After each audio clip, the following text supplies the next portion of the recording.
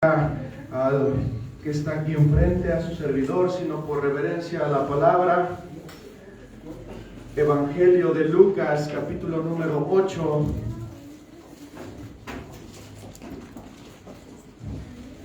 Amén, ¿ya lo tiene? Evangelio de Lucas. Evangelio de Lucas, capítulo número 8. Vamos a ir al versículo número 26. Otra vez lo perdí. Evangelio de Lucas capítulo 8, versículo número 26. Amén, ¿ya lo tiene? Amén, déjeme encontrar las dos versiones que utilizamos, la Reina Valera y la Nueva Traducción Viviente. Siempre me rescatas ahí. ¿Ya lo tiene? Evangelio de Lucas capítulo número 8, verso número 26. Amén. ¿Usted qué le parece si lo vamos leyendo de manera unida? ¿Ya lo tiene? Amén. Dice así, en el nombre del Padre, del Hijo y del Espíritu Santo. Dice, y arribaron a la tierra de los Gadarenos, que está en la ribera opuesta a Galilea. Verso 27, al llegar él a tierra, vino a su encuentro un hombre de la ciudad endemoniado desde hacía mucho tiempo, y no vestía ropa ni moraba en casa, sino en donde dice, en los sepulcros. Este, al ver a Jesús, lanzó un gran grito y postrándose a sus pies, exclamó a gran voz: ¿qué tienes conmigo, Jesús, Hijo del Dios Altísimo? Te ruego que no me atormentes, porque mandaba al espíritu inmundo que saliese del hombre, pues hacía mucho tiempo que se había apoderado de él, y le ataban con cadenas y grillos, pero rompiendo las cadenas era impelido por el demonio a los desiertos. Y le preguntó Jesús diciendo: ¿cómo te llamas? Y él le dijo: Legión, porque muchos demonios habían entrado en él. Y le rogaba que no le mandase ir al abismo. Había allí un hato de muchos cerdos que pasían en el monte, y le rogaron que lo dejase entrar en ellos, y les dio permiso. Y los demonios, salidos del hombre, entraron en los cerdos, y el hato se precipitó por un despeñadero al lago y se ahogó. Y los que asentaban los cerdos, cuando vieron lo que había acontecido, huyeron, y yendo dieron aviso en la ciudad y por los campos, y salieron a ver lo que había sucedido, y vinieron a Jesús y hallaron al hombre de quien había salido los demonios, sentado a los pies de Jesús, vestido y con su cabal juicio, y tuvieron miedo. Y los que lo habían visto le contaron cómo había sido salvado el endemoniado. Entonces toda la multitud de la región alrededor de los Gadarenos le rogó que se marchase de ellos, pues tenía gran temor. Y Jesús, entrando en la barca, ¿qué dice?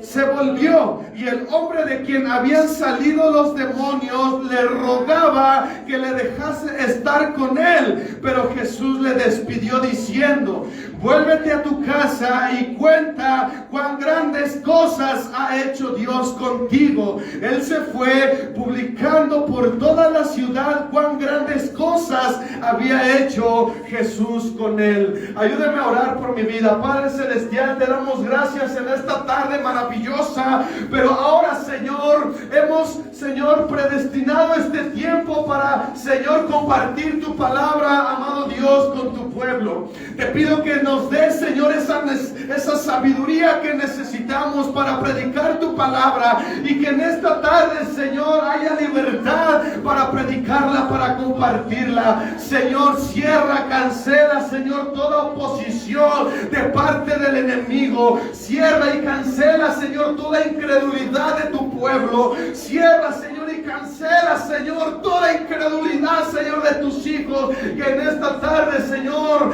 estén manteniéndose, Señor, esclavizados espiritualmente, cegados espiritualmente. Pedimos a ti que la libertad, Señor, que le diste en aquel día, Señor, a ese hombre, Señor, en aquella tierra, Señor, hoy la podamos, Señor, gozar, y hoy la podamos, Señor, tener cada uno de nosotros. Señor, toda oposición, Señor, toda, toda, Señor, cadena de esclavitud. Amado Dios, toda, Señor, todo lo que esté oprimiendo a tu pueblo en esta tarde, Señor, te pedimos que tú obres con poder, Señor, que sea efecto, Señor, en tu palabra, que sea, Señor, como espada aguda de doble filo, que penetre, Señor, hasta lo más profundo, que llegue hasta los tuétanos, Padre, que sea esa espada, Señor, cortando, ese, Señor, martillo, dando martillazo, Señor, a nuestra alma, a nuestro corazón, a nuestro espíritu, y que hoy, Señor, esta iglesia goce de una libertad, Señor, que quede cancelado todo tormento, toda persecución, todo espíritu, Señor, inmundo, que quiere estar, Señor, oprimiendo a tu iglesia en esta tarde, Señor, sea, Señor, liberada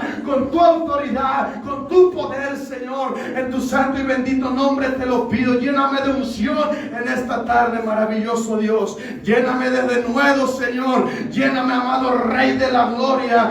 Viste, Señor, de autoridad mis labios para predicar tu palabra, Padre Santo. En tu santo y bendito nombre te doy gloria y honra, Señor, a ti. Amén, Señor. Ofrézcale una ofrenda de palmas una vez más al Señor en esta tarde. Tome su lugar, póngase cómodo y repita conmigo: Jesús y el hato de cerdos. Es el título de esta predicación, amada iglesia: Jesús y el hato de cerdos. Vamos a ir analizándolo, ya lo leímos prácticamente el resto de los versículos. Sabe, aquel que estuvo atento en la palabra sabe de qué trata este mensaje. Pero hoy quiero comentarte, amada iglesia, que nosotros debemos de comprender la situación actual en la cual estamos viviendo, para que nosotros podamos comprender contra qué nos estamos enfrentando, qué cosas son las que causan oposición, qué cosas son las que a nosotros nos debilitan espiritualmente, en qué cosas nosotros podemos incluso estar viviendo si nosotros no hemos experimentado la verdadera libertad en Cristo Jesús. Por eso, amada iglesia, yo quiero compartirte y quiero que usted analice que la situación del hombre, la situación de la mujer, la situación del mundo en la que estamos nosotros viviendo. Por eso hay que nosotros comprender y entender que hay destrucción, que hay rebeldía, que hay destrucción en la vida del hombre, que el hombre está viviendo en una vida o en un mundo de perdición, pero no sabemos el trasfondo o no sabemos qué es lo que esté ocasionando que el mundo esté tan debilitado espiritualmente, que el hombre y la mujer, la sociedad, todo alrededor, todo lo que nosotros vemos en nuestro entorno. ¿Por qué hay tanta perdición? ¿Por qué hay tanta destrucción? ¿Por qué hay tanta maldad en la humanidad? ¿Por qué hay tanta maldad en el mundo?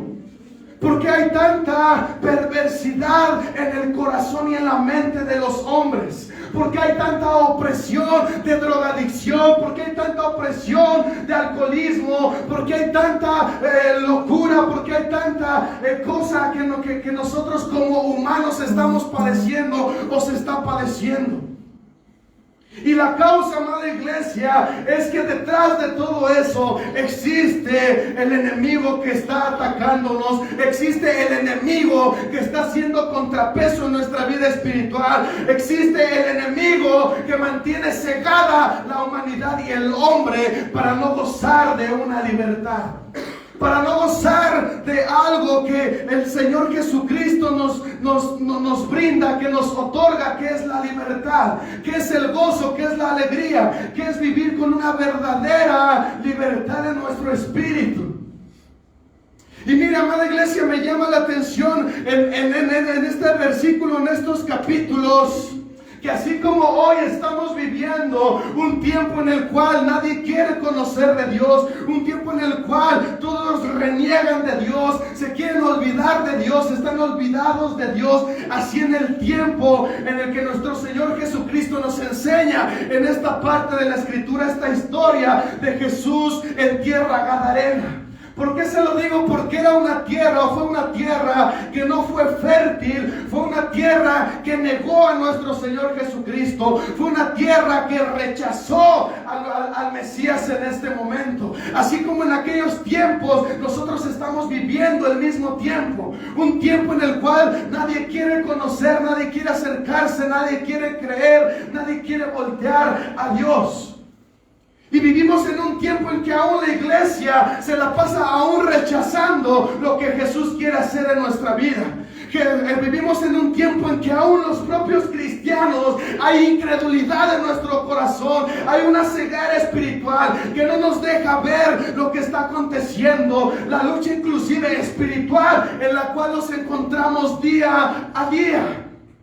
Dice la palabra del Señor que el enemigo, Satanás, solamente que vino aquí para robar, para matar y destruir. Es la condición, amada iglesia, en la que Satanás quiere tenernos. Es la posición en la que el enemigo quiere mantenernos a nosotros, mantener al mundo entero. Quiere mantenerlo cegado, quiere mantenerlo destruido y quiere mantenerlo arruinado para que él, vulgarmente decimos, se salga con la suya, para que no haya salvación, para que no haya arrepentimiento, para que el cristiano, para aquel que busca de Dios no pueda encontrarle. Y uno de esos motivos, amada iglesia, usted debe de comprender que vivimos en una lucha espiritual, en una guerra espiritual, que nosotros tenemos la responsabilidad espiritual de pelear día con día.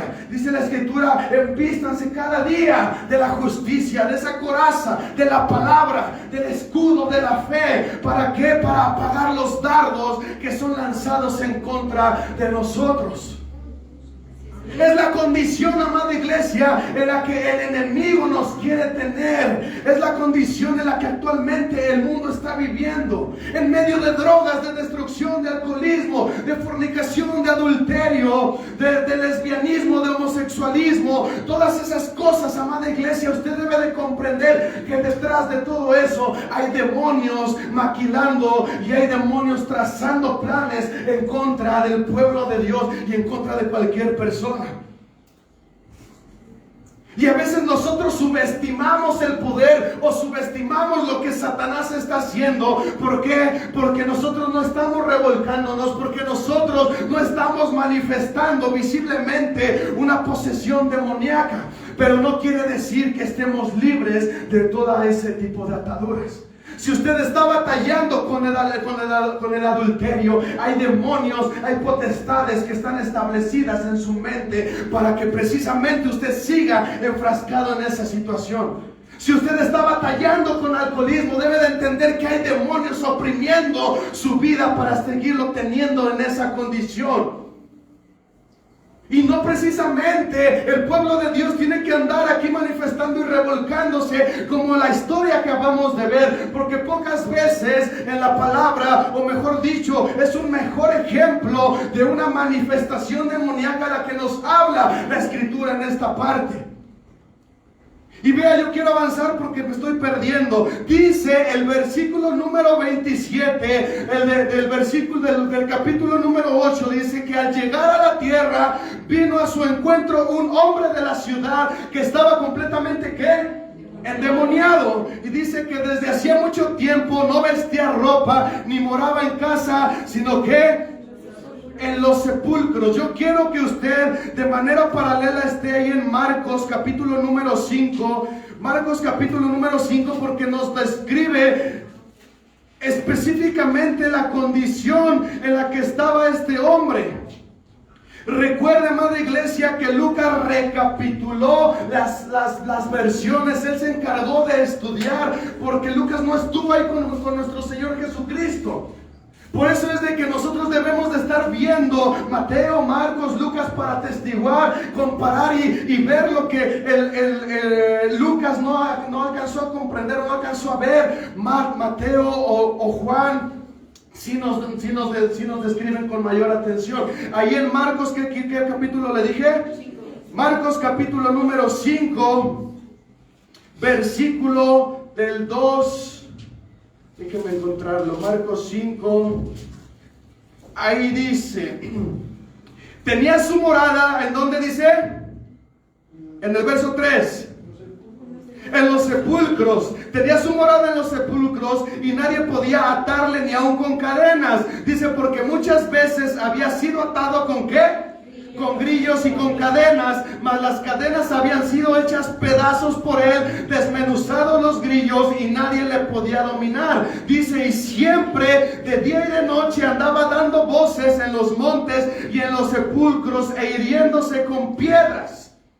Se da cuenta cómo Marcos describe una situación más amplia de la forma en la cual este hombre endemoniado vivía.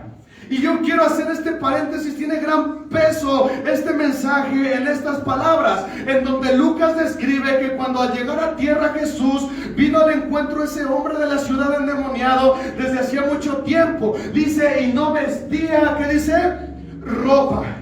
Quiero que usted entienda, amada iglesia, la situación en la cual el enemigo siempre nos quiere mantener y la situación en la que el enemigo quiere tener siempre oprimido al pueblo. ¿Sabe, amada? O a las personas o al hombre, mejor dicho. El que la persona no haya estado vestida significa que hay que existe vergüenza, que hay humillación hacia el hombre. Y yo le decía, esa es la situación actual en la que el hombre vive sin Dios. Esa es la situación en la que el enemigo nos quiere tener. Una situación vergonzosa. Si, amada iglesia, alguno de aquí paso yo a Alan y lo empiezo a quitar a su ropa, lo empezamos a desvestir, ¿cree que Alan va a estar contento? No, ¿por qué? Porque va a haber vergüenza. Vamos a denigrar su vida, vamos a denigrarlo a él. Por eso es de que usted debe de comprender este trasfondo, que no solamente estaba desnudo por estar desnudo, es la situación en la que el enemigo quiere mantener a la humanidad, con esa desnudez, con esa vergüenza, con esa situación en la cual te cause a ti esa vergüenza, esa pasión o ese sentimiento en el cual tú estés viviendo, en el cual tú te puedas encontrar. Aquí en amada iglesia, solamente aquellas personas, ¿cuántas personas se han encontrado con media locura o con locura en la calle y que se encuentran tal vez solamente desnudos de la parte de arriba o se encuentran desnudos de la parte de abajo? Y usted, cuando ve ese tipo de personas, ¿qué efecto causa en su mente? Hay rechazo. Usted de alguna manera está denigrando a una persona. ¿Por qué? Porque es lo que el enemigo quiere tener a nuestras vidas. Es la condición, mejor dicho, en la que el enemigo quiere mantener cautiva al pueblo. Tenernos completamente desnudos. Tenernos por vergüenza. Tenernos por aprobio, tenernos oprimidos. El que nosotros estemos sin vestimenta significa que no valemos nada. Significa que no hay valor, que no hay respeto hacia mi persona. Cuando una persona es violada, lo primero que hace esa persona, o mejor dicho, el violador, perdónenme que sea yo tan fuerte o tan drástico, pero cuando esa persona arremete en contra de una víctima, lo primero que hace que es desgarrar, romper la vestimenta, dejar a la persona completamente desnuda. Es la condición, amada iglesia, en la que el enemigo quiere tenernos. Que haya esa desnudez, que no tengamos esa ropa. Ahora voy avanzando porque dice ahí en la parte B, dice, ni morada en casa. ¿Qué dice? Ni morada en casa. Ni morada en casa. Dice otra versión, por mucho tiempo había estado desnudo y sin hogar. Es la condición de destrucción. Es la condición de pobreza, es la condición de escasez en la que el enemigo te mantiene. Es la condición en la que el enemigo quiere vernos. Una persona que no tiene hogar, una persona que no tiene casa, una persona que no tiene dónde llegar, es una persona triste, es una persona pobre, es una persona que se le denigra, es una persona que ante los ojos del hombre no vale nada. Es la condición, repito nuevamente, por eso le dije que iba yo a hacer mayor énfasis en este versículo, porque leemos solamente por leer, pero no comprendemos lo que Dios nos quiere decir. No comprendemos el trasfondo espiritual en que Dios nos habla. Todos aquí, ¿hay alguno que no tenga casa, amada iglesia? ¿Hay alguno que llegue en la noche y no pueda recostarse en una cama con una cobija? No lo hay, gracias a Dios. Pero hay personas que están en esa situación. Hay personas que están viviendo en esa situación. Y son personas que son rechazadas ante el mundo. Y volvemos a encajar en el concepto de ser la condición en la que el enemigo nos quiere tener. No quiere que tengamos ese hogar. ¿Por qué? ¿Qué representa un hogar? ¿Qué representa? ¿Qué dijeron? Protección. ¿Qué representan las cuatro paredes? ¿Qué representa un zaguán? ¿Qué representa una puerta? Protección. Representa seguridad. ¿Qué representa una cama donde dormir? Un sillón donde reposar. Seguridad. Representa confianza. Y dígame, amada iglesia, si una persona o el endemoniado gadareno tenía esos privilegios. ¿Por qué? Porque se encontraba esa persona sometida al yugo de Satanás. Ahora comprendemos un poco con mayor amplitud estos conceptos, estas palabras que vienen en la Biblia. Sin vestimenta y sin hogar, sin ropa. Ahora vea la tercera parte de ahí. Dice, y si vivía ¿en dónde? En los sepulcros. En la otra versión dice, vivía en un cementerio en las afueras de la ciudad. La condición, amada iglesia, ¿qué representa un sepulcro? ¿Qué representa un sepulcro? Muerte. ¿Qué más representa un sepulcro? Soledad. ¿Qué más representa un sepulcro? Tinieblas, tristeza. Cuando fallece una persona, cuando vamos a un cementerio, solamente aquellos que dicen, cuando yo muera que me entierren con la banda. ¿Verdad? Solamente esas personas son las que van con gozo, aparentemente.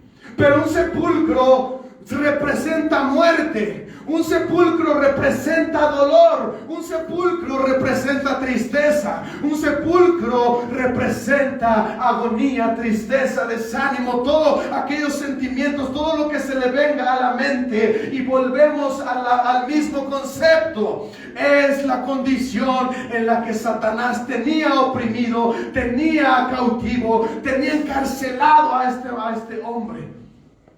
Porque cuando el hombre está separado de Dios, todas estas cosas pueden venirle a las personas. Cuando el hombre rechaza a Dios, hay muerte en nuestra vida. Porque hay tanta infelicidad en el mundo, porque hay tanta tristeza, porque hay tanta depresión, porque se soltó tanto después de la pandemia aquellas depresiones, aquellos espíritus de ansiedad. El médico le llama ansiedad, pero sabemos que son demonios que están ejerciendo sobre las personas y sobre la humanidad. Infinidad de personas. Nosotros vimos después en el área médica, vimos cuántas personas llegaron con este síntoma de ansiedad. ¿Por qué? Porque el enemigo es como trabaja. El enemigo es como actúa. Quiere tener las vidas esclavizadas, quiere tener las vidas cautivas. Nos quiere tener las vidas en esos sepulcros donde no hay integridad, donde no hay integridad hacia el hombre, hacia la persona, aquel que está pasando por esa circunstancia. Amén. Seguimos, dice ahí el versículo 28, en cuanto vio a Jesús, dice, soltó un alarido. Espérame, déjenme mi versión primero.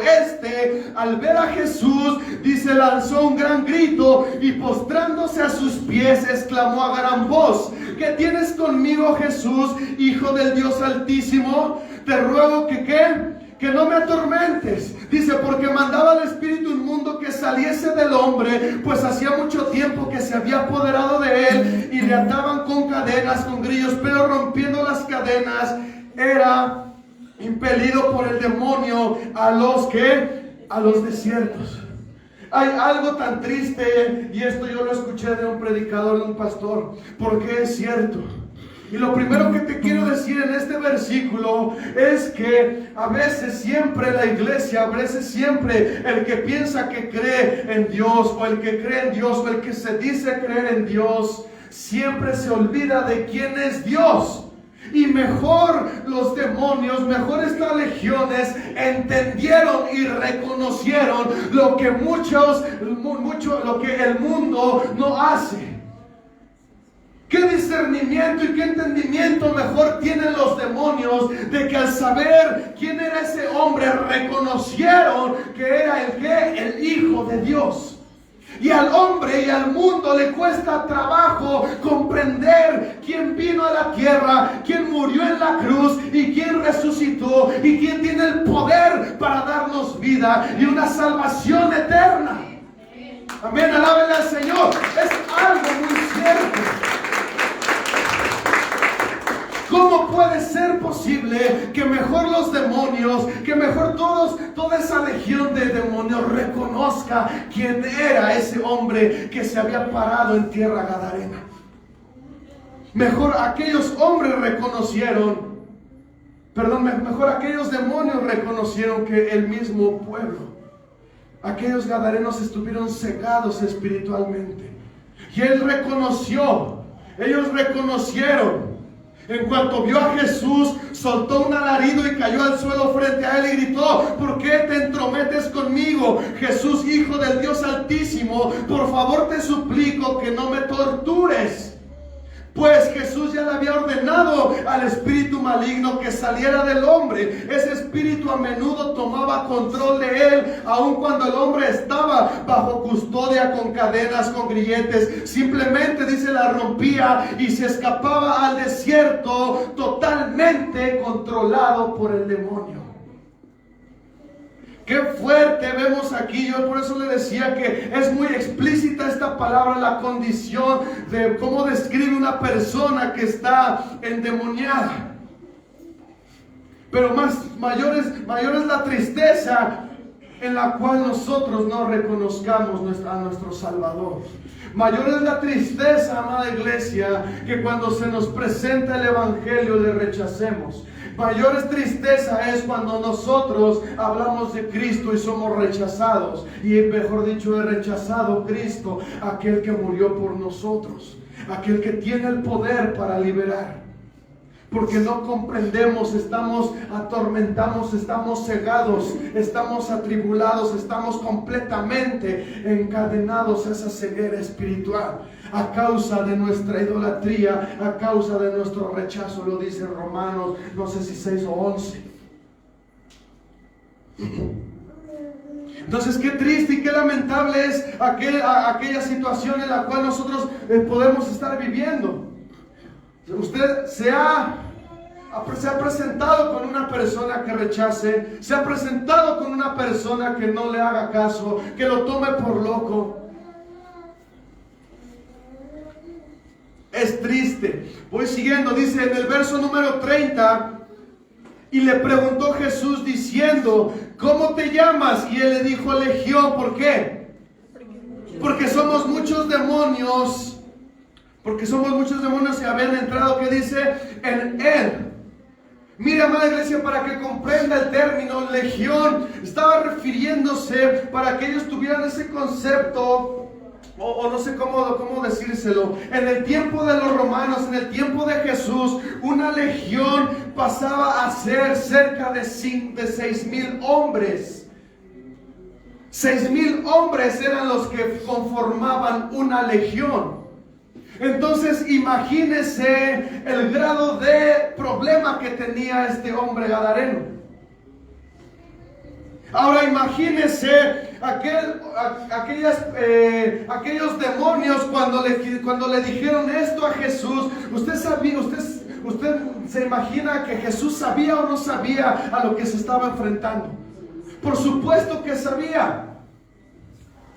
Pero de alguna manera teólogos dicen, y creo que es un buen argumento el que nosotros, que esté impregnado esto, para que nosotros comprendamos la situación en la cual nosotros podemos estar enfrentándonos y que nosotros tengamos el conocimiento. Por supuesto que Jesús sabía a qué se enfrentaba. Por supuesto Jesús sabía, y aquellos demonios sabían que con la simple indicación de Jesús, aquellos demonios, aquellas legiones tenían que salir expulsados de ese hombre. Pero si lo deja plasmado aquí en la Escritura y Jesús lo hizo, es posiblemente para que nosotros entiendamos la gravedad de la situación en la cual podemos estar pasando. Que una legión sean 6,000 hombres y que una legión de demonios hayan estado atormentando a aquel hombre. Ahora posiblemente estos demonios le contestaron para querer intimidar a Jesús. Se sintieron acorralados, y es lo que el enemigo hace cuando se ve al descubierto. Quiere hacer lo posible por quedarse ahí, por seguir intimidándonos, por seguir teniéndonos ahí, atormentándonos.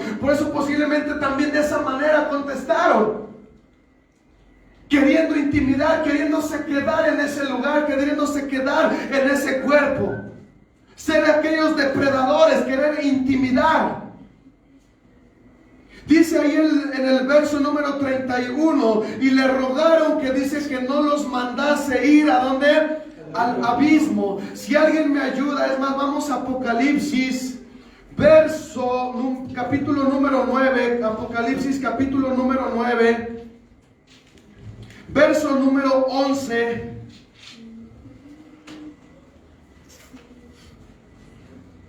Apocalipsis, ¿qué le dije? 9:11.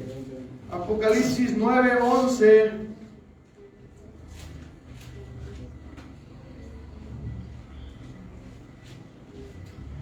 Y tienen por rey sobre ellos al ángel del abismo, cuyo nombre en hebreo es Abadón y en griego Apolión. Su rey es el ángel del abismo sin fondo, su nombre es el destructor, en hebreo es Abadón y en griego es Apolión. Aquí nos habla un poco la escritura de aquel lugar de abismo donde posiblemente aquellos demonios, aquellas potestades tenían que llegar. Ahora, si alguien me ayuda en el 20, ahí mismo, capítulo 20 de Apocalipsis, a ver si lo encuentra rápido.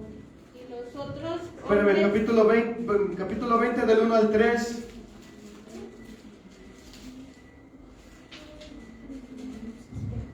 Sentía un ángel que descendía del cielo con la llave del abismo y una gran cadena en la mano, y prendió al dragón, la serpiente antigua, que es el diablo y Satanás, y lo ató por 1000 años, y lo arrojó al abismo, y lo encerró, y puso su sello sobre él, para que no engañase más a las naciones, hasta que fuesen cumplidos 1000 años, y después de esto debe ser desatado por un poco tiempo.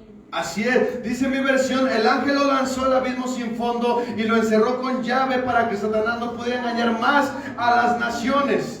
Quise hacer este paréntesis para comprender un poco el origen hacia donde van a ir aquellos demonios, aquellos todo el ejército, todo es más Satanás mismo, pero para que usted entienda el concepto por aquellos demonios. Ahora vamos a ver algo muy interesante. Dice en el verso número 31, y le rogaban que no los mandase al abismo. Amada iglesia, usted debe de comprender, déjame ver si encuentro aquí, en el verso número 32 dice, había allí un hato de muchos cerdos que pasían en el monte, y le rogaran que los dejase entrar en ellos, y les dio permiso. Mira, amada iglesia, la necesidad de los demonios, una de las necesidades o a lo que ellos rehuyen es a estar en un estado incorpóreo. ¿Qué quiere decir? Que los demonios no le gusta estar al aire, para que me lo entienda así de esa manera más fácil.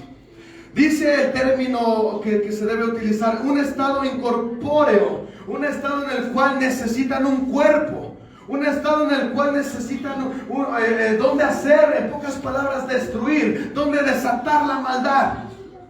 Por eso los puercos, por eso los demonios rogaban que fueran lanzados a los puercos, a los cerdos. ¿Para qué? Para poder seguir obrando. Dice ahí en el verso número 34, y los demonios salidos del hombre entraron en los cerdos, y el hato se precipitó por un despeñadero al lago, dice, y se ahogó. Y los que apacentaban los cerdos, cuando vieron lo que había acontecido, dice, huyeron y dieron aviso a la ciudad y por los campos. Dice en el verso número 33 fue el que leí, ¿verdad? Y los demonios salidos del hombre entraron en los cerdos, y el hato se precipitó por un despeñadero, que dice, al lago, y se ahogó. Les repito nuevamente, la necesidad de aquellos demonios, la necesidad de albergar en un cuerpo. Si alguien me ayuda en primera carta de Pedro, capítulo número 5, del 8 al 9, ayúdenme de manera rápida o ahí en la pantalla. Primera carta de Pedro 5, del 8 al 9. Dice, sed sobrios y velad, porque vuestro adversario el diablo, como león rugiente, anda alrededor buscando a quien devorar, al cual resistid firmes en la fe, sabiendo que los mismos padecimientos se van cumpliendo en vuestros hermanos en todo el mundo. Así es. Se lo voy a leer ahora con mi versión, primera Pedro capítulo 5.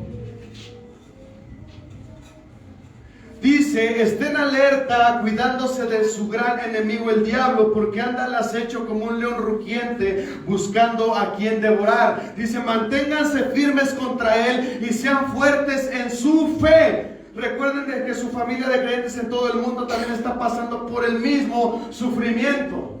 La palabra nos enseña que a estar firmes, a tener esa firmeza, a estar alertas. ¿Para qué? Para no recibir toda artimaña y no recibir aquella oposición y no recibir toda estrategia de parte de Satanás.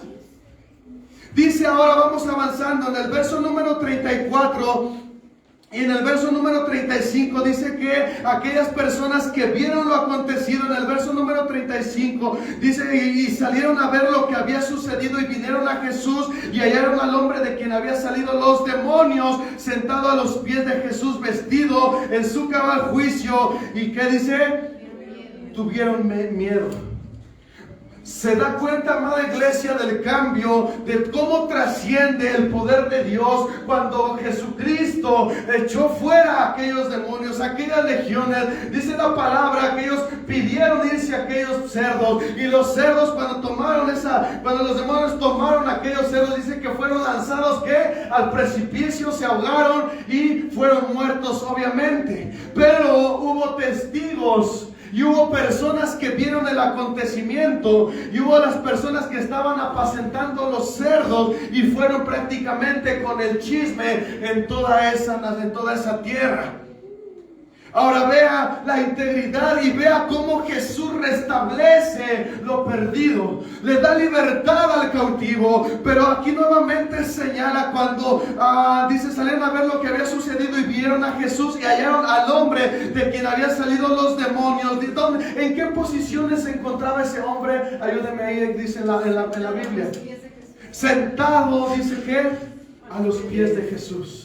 Aquel hombre que se encontraba arruinado, aquel hombre que no había integridad en su vida, aquel hombre que se encontraba en una situación de pobreza, de escasez, de humillación, de locura, aquella persona que en Marcos nos describe que esa persona inclusive se dañaba a ella misma, se lastimaba a ella misma. Después, cuando es liberado, lo primero que hace esta persona, este hombre, dice, va y se sienta a los pies de nuestro Señor Jesús. ¿Y qué sigue? ¿Qué frase o qué palabra es la que sigue después de Jesús? Vestido. ¿Se da cuenta cómo Jesús restablece el orden? ¿Cómo Jesús restablece ese orden en tu vida? Te das cuenta de primero la situación que te encuentras en una situación de vergüenza, te encuentras en una situación de pobreza, de todo lo que usted se imagina y lo hemos platicado. Cuando viene la libertad, cuando viene al Señor Jesucristo, va y se sienta a los pies de nuestro Maestro, pero completamente vestido, completamente restituido, completamente íntegro, completamente restaurado. La vergüenza de aquel hombre se fue. La vergüenza de aquel hombre desapareció al estar vestido. ¿Por qué? Porque eso es lo que hace Cristo en la vida del hombre que llega a su corazón, que transforma las vidas. Eso es lo que hace el Señor Jesucristo cuando viene y alguien deja actuar en su corazón. Te da integridad, te da nuevamente una vida nueva.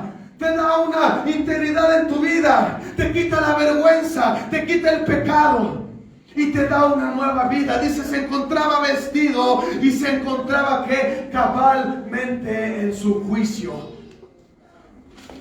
Cuando esos demonios, amada iglesia, cuando penetran en el cuerpo, cuando penetran en la persona, se va contra los pensamientos, se va contra el habla, se va contra la conducta. Es lo que nos hace ser.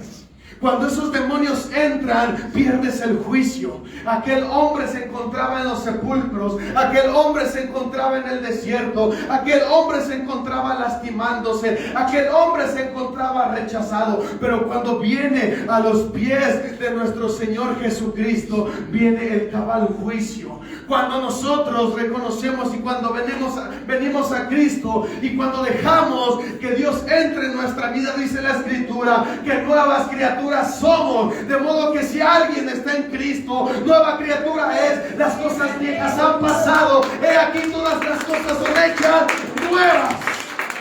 Es lo que el Señor nos ofrece. Un pensamiento nuevo, una dignidad. Nos ofrece dignidad, nos ofrece esa restauración y nos ofrece un buen juicio para comprender, para entender y discernir entre el bien y el mal.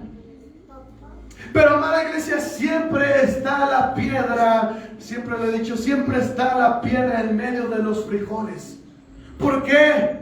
Porque lamentablemente aquellas personas que vivieron ese acontecimiento, dice, y los que habían visto, les contaron cómo había sido salvado el endemoniado. Dice, entonces toda la multitud de la región alrededor de los gadarenos le rogó que se marchase de ellos, pues tenían gran temor. Y Jesús, entrando en la barca, ¿qué dice? Se volvió. La tierra gadarena mejor quiso acostumbrarse a la mala vida. Aquellos hombres quisieron mejor seguir con la vida de tormento, con la vida en la cual Jesús no estaba en sus vidas, en sus mentes. ¿Cómo es posible, amada iglesia, que mejor toda esa tierra y todo el chisme y todo lo que se regó porque se propagó diciendo, porque no era también ningún endemoniado cualquiera? O sea, era un endemoniado que lo tenían con cadenas, era un endemoniado que ya los traía hasta acá, ¿verdad? Porque siempre se soltaba y les causaba temor. Pero ¿cómo es posible que mejor la gente se acostumbre a vivir en esa condición de esclavitud? ¿Cómo es que mejor la gente se apegue tanto a esa condición? Cuando vieron que Jesús había llegado, cuando había llegado a aquella tierra, ellos mejor se reunieron y ellos mejor dijeron, ¿sabes qué, Jesús? No te queremos aquí. No queremos que tú estés aquí. ¿Cómo es posible que haya habido tanto rechazo en aquella tierra gadarena? Cuando vieron uno de los mayores milagros, cuando vieron lo que Jesús pudo haber hecho, ¿sabe por qué, amada iglesia? Uno de los motivos es posiblemente porque aquellos hombres eran judíos. Y ellos, en la cultura judía, no se les permitía tener esos animales porque para ellos, o para la Torá o la Escritura, son animales inmundos. Y posiblemente una de las cosas que ellos rechazaron, dijeron, ¿sabes qué, Jesús? Te vas de aquí, porque ellos estaban haciendo algo ilícito. Pero también cabe esa posibilidad en la cual nosotros le estaba yo compartiendo, porque nosotros no queremos despojarnos de las viejas vestimentas. No queremos nosotros despojarnos del viejo hombre. ¿Por qué? Porque cuando vemos la salvación que está tocando la puerta de nuestro corazón, de nuestra casa, de nuestra alma, es más fácil estar viviendo en esa misma condición de esclavitud. Es más fácil para aquellos que no quieren conocer de Dios, cerrarle la puerta, decirle: Jesús, te vas de aquí, vete a dar libertad a otro lugar. Aquí en tierra gadarena no queremos saber nada de ti. Me encantó un pensamiento de un hombre, se me olvidó el nombre, pero lo dijo de esta manera: Jesús fue un huésped demasiado caro. Porque fueron, ¿qué le gusta? 5,000, 6,000, 2,000 cerdos, 100 cerdos, fue una pérdida. ¿Por qué? Porque obviamente se fueron al despeñadero, porque obviamente sufrieron esa pérdida. Pero este concepto también es un concepto espiritual. El huésped para los de esa tierra, Jesús fue un huésped caro. Y le repito, amada iglesia, con esto voy terminando, porque dice el verso número 38, y el hombre de quien habían salido los demonios le rogaba que le dejase estar con él, pero Jesús le despidió diciendo: vuélvete a tu casa y cuenta cuán grandes cosas ha hecho Dios contigo. Qué hermoso es saber, amada iglesia, que cuando aquellos que conocen y obtienen el milagro se van y se olvidan de Jesús. Y qué hermoso es saber de este hombre gadareno, que él supo lo que era estar viviendo en tormento, él supo lo que era la condición deplorable en la que él estaba. Y cuando obtuvo esa libertad por medio de nuestro Señor Jesucristo, este hombre lo único que quería era mantenerse cerca del Mesías, era mantenerse cerca de Jesús. Le rogaba diciendo: yo te pido que te quedes, como déjame ir contigo.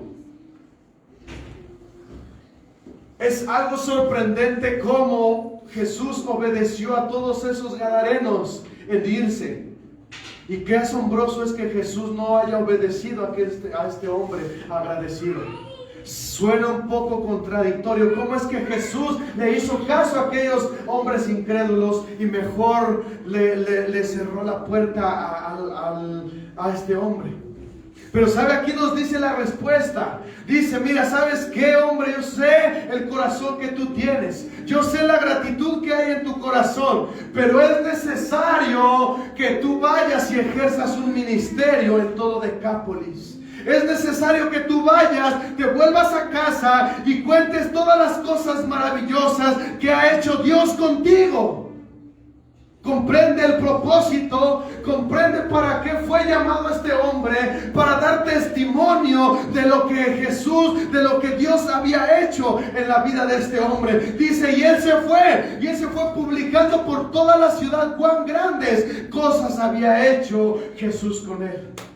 Amén. Alaben al Señor. Vamos a ponernos de pie. Pase, vamos a ministrar en esta tarde.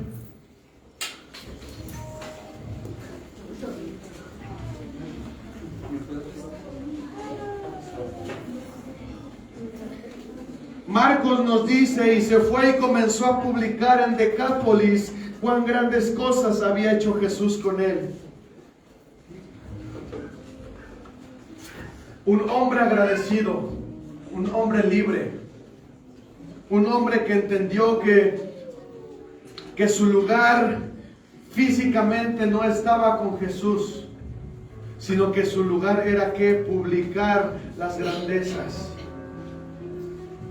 Mira, amada iglesia, yo no quiero, mi intención no es aquí hacer un espectáculo. Mi intención, lo que Dios quiere hacer es que usted comprenda las consecuencias, que usted comprenda a lo que nos enfrentamos. Y lo que sí Dios quiere tener, que tengamos presentes, mejor dicho, es lo que yo le decía al principio. No es necesario, y tampoco estamos viviendo en medio de hombres endemoniados que se manifieste de esa manera. Pero hay cosas, telarañas en nuestras cabezas. Hay demonios que están ejerciendo dominio sobre nuestro corazón, sobre nuestra mente. Recuerde cómo cuando esta persona endemoniada fue libertada, fue llegada a los pies de Cristo, completamente vestido, íntegro y en su cabal juicio. Hay cosas que nosotros tenemos que dejar, hay cosas que nosotros tenemos que entregarle al Rey de Reyes. Usted se pregunta, ¿por qué no puedo dejar esto? Usted se pregunta, ¿por qué me cuesta trabajo hacer esto? Usted se pregunta, ¿por qué no puedo hacer lo que tengo que hacer? ¿Por qué estoy viviendo en pornografía? ¿Por qué estoy viviendo en adulterio? ¿Por qué tengo esa pesadez? ¿Por qué no tengo esa lucidez para leer la Biblia, para comprenderla? ¿Por qué no tengo esa lucidez para adorarle con entendimiento al Señor? ¿Por qué tengo ese deseo de ser infiel? ¿Por qué tengo ese deseo de adulterar? ¿Por qué tengo ese deseo de tomar, de ir al mundo? Este hombre vivía con una legión, 6,000, 5,000, 3,100. Así sea uno, amada iglesia, así sea uno. Por ese demonio no podemos tener una libertad y no podemos gozar de una libertad. Amén. Amén. Vamos a adorarle al Señor.